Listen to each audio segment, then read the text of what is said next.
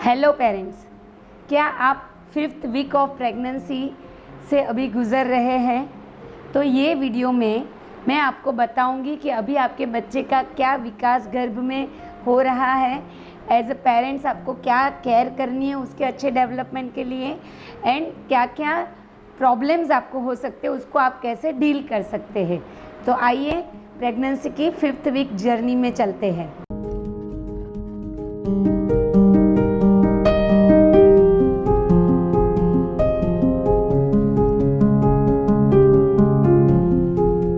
Yes parents, मैं doctor Megha Shah, gynaecologist and गर्भ संस्कार कोच।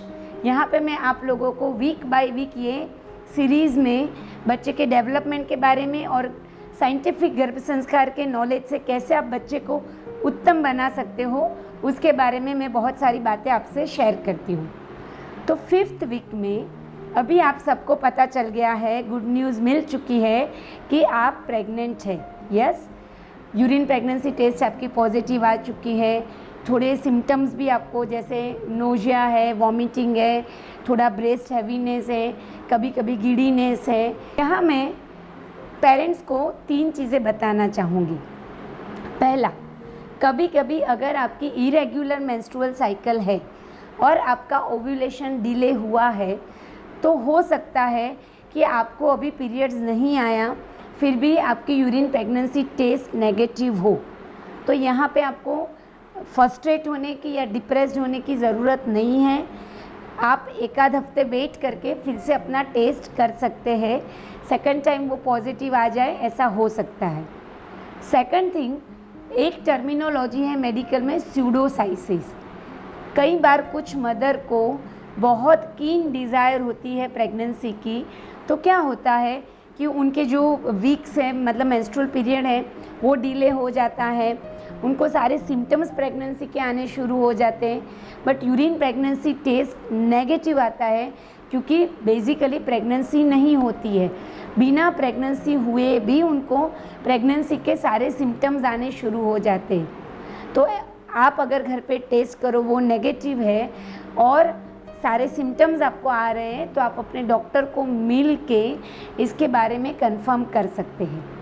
एंड एक तीसरी टर्मिनोलॉजी है केमिकल प्रेगनेंसी। इसमें क्या होता है, प्रेगनेंसी नहीं रहती है और आपको कोई सिम्टम्स भी नहीं रहेंगे प्रेगनेंसी के, क्योंकि प्रेगनेंसी है ही नहीं, फिर भी यूरिन में प्रेगनेंसी टेस्ट पॉजिटिव आएगा। वो HCG हार्मोन की वजह से टेस्ट पॉजिटिव आता है। तो देर आर 2 रीज़न। अगर आपको ट्रीटमेंट चल रही है, आपको HCG का इंजेक्शन दिया गया है, तो भी ये पॉजिटिव आता है। समटाइम्स आपकी प्रेगनेंसी रुकी, वो अच्छे से इम्प्लांट नहीं हो पाई, तो भी ये पॉजिटिव आता है। तो इसको केमिकल प्रेगनेंसी बोलते हैं। तो ये तीनों चीज़ें भी आपको अपने दिमाग में रखना ज़रूरी है। अभी जब 5th वीक चल रहा है, तब आपका बच्चा 3 mm का मुश्किल से होता है। उसका जो शेप होता है वो एक कोई एप्पल शीट की तरह होता है, या तो टेडपोल, मतलब कि फ्रॉग का जो बच्चा होता है उतना छोटा होता है। इतने छोटे बच्चे में भी 3 लेयर बन चुके होते हैं, एक्टोडर्म, मेसोडर्म एंड एंडोडर्म। ये लेयर जो है वो बच्चे के अलग अलग अंगों को बनाना शुरू कर देते हैं। तो बच्चे की स्पाइन है, बच्चे का जो नर्वस सिस्टम है, बच्चे का ब्रेन है, देन बच्चे की अलग अलग हाथ पैर के जो भी प्रोजेक्शन है, लीवर और इंटेस्टाइन, ऐसे ऑर्गन्स बनना शुरू हो जाते हैं। 5th वीक में 2 महत्वपूर्ण चीज़ें जो बनती हैं, एक तो बच्चे का हृदय बनना शुरू हो जाता है। बच्चे के पल्सेशन तो 22nd डे से शुरू हो गए थे, अभी उसका हृदय 4 चैम्बर वाला बनना शुरू हो जाता है। और साथ में बच्चे के न्यूरॉन्स, हर मिनट के 2.5 लाख न्यूरॉन्स, ब्रेन के जो बेसिक सेल है वो हर मिनट के 2.5 लाख बनना शुरू हो जाते हैं। तो ये 2 बहुत महत्वपूर्ण चीज़ें बनना शुरू हो जाती हैं।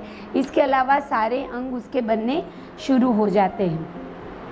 आपको 5th वीक में सबसे ज़्यादा ख्याल क्या रखना है?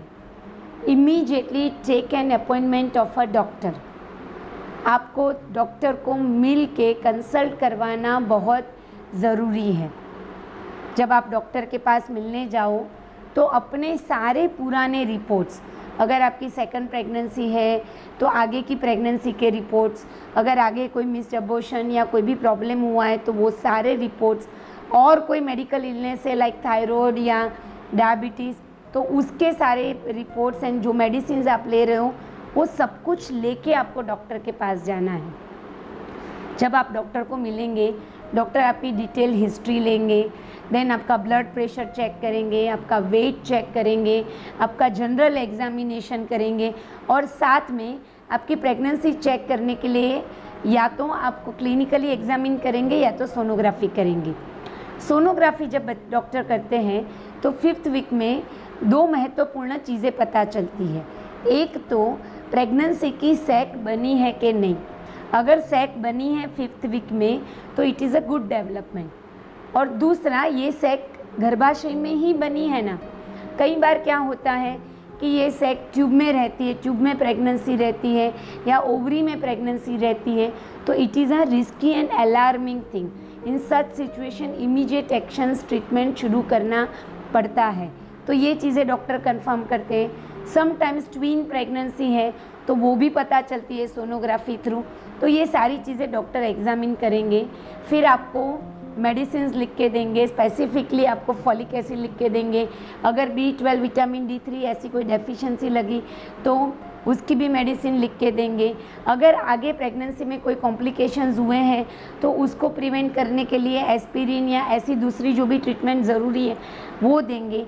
अगर आपकी कोई मेडिसिन चल रही है ऑलरेडी लाइक ब्लड प्रेशर की या डायबिटीज़ की या खींच की या एपिलेप्सी की, उसको अगर चेंज करने की ज़रूरत है तो डॉक्टर वो भी आपको चेंज करके देंगे। तो पूरी हिस्ट्री, पूरे रिपोर्ट्स ले जाके डॉक्टर को पूरी चीज़ें, जैसे आपको पहले की कोई बीमारी है, आपकी फैमिली में कोई हेरिडिटरी बीमारी चली आ रही है, ऐसा कुछ भी है तो डॉक्टर के साथ आपको बड़े अच्छे से शेयर करना है। तो सबसे पहले ध्यान रखना है प्रॉपर कंसल्टेशन एंड डॉक्टर जो आपको मेडिसिन लिख के दे वो आपको लेनी है। दूसरा, मैंने आपको बताया हर मिनट के 2.5 लाख न्यूरॉन बन रहे हैं। तो ये न्यूरॉन बहुत ज़्यादा अच्छे से बन सके इसके लिए 3 फैक्टर्स का ख्याल रखना है। आपके फूड में जितना vitamin E, DHA, omega 3 fatty acid ज़्यादा होगा उतना ये न्यूरॉन ज़्यादा बनेंगे। तो आप फॉलिक एसिड के साथ DHA वाली टैबलेट ले सकते हैं, या तो अपने डाइट में आलमंड है, वॉलनट है, फ्लैक्सीड्स है, ऐसी चीज़ों को आप यूज़ कर सकते हैं। दूसरा, आपका ऑक्सीजन सैचुरेशन जितना ज़्यादा होगा उतना आपको ज़्यादा बेनिफिट करेगा न्यूरॉन्स बनने में। तो रेगुलर प्राणायाम है, प्रॉपर हीमोग्लोबिन लेवल है उसको भी मेंटेन करना है। एंड तीसरा है मेंटल स्ट्रेस। जितना आप पॉजिटिव रहोगे उतने ज़्यादा न्यूरॉन्स बनेंगे, जितना आप स्ट्रेस में रहोगे उतने न्यूरॉन्स कम बनेंगे। ब्रेन डेवलपमेंट का मेरा पूरा एक वीडियो है, कैसे बच्चे को बुद्धिशाली बनाए, उसको सर्च करके आप उसको पूरा देख सकते हैं। और हमारी जो वर्कशॉप का प्रोग्राम है उसमें हम आपको ऐसी बहुत सारी एक्टिविटीज़ सिखाते हैं जिससे कि बच्चे के न्यूरॉन ज़्यादा बने, ज़्यादा कनेक्टिविटी हो, और साथ में कैसे आप स्ट्रेस फ्री रह सके। जो भी सिचुएशंस हैं वो सिचुएशंस में आप कैसे रिलैक्स रह सके, उसकी कुछ माइंड की एक्सरसाइज जिससे आप डेली 10 मिनट स्पेंड करके कोई भी सिचुएशन में स्ट्रेस फ्री खुश रह सकते हैं, वो हम आपको सिखाते हैं। तो आप चाहो तो हमारा वर्कशॉप या ऑनलाइन कोर्स अभी जो चल रहा है उसको भी आप ज्वाइन कर सकते हैं। सो आपको बच्चे के न्यूरॉन्स बनाने पे फोकस करना है। दूसरा, बच्चे का हार्ट बन रहा है, हार्ट हेल्दी हो, उसके लिए भी आपको ओमेगा 3 फैटी एसिड वाला फूड लेना चाहिए। तो वो भी आपको प्रॉपरली केयर करना है, ऐसे फूड्स लेने हैं आपको।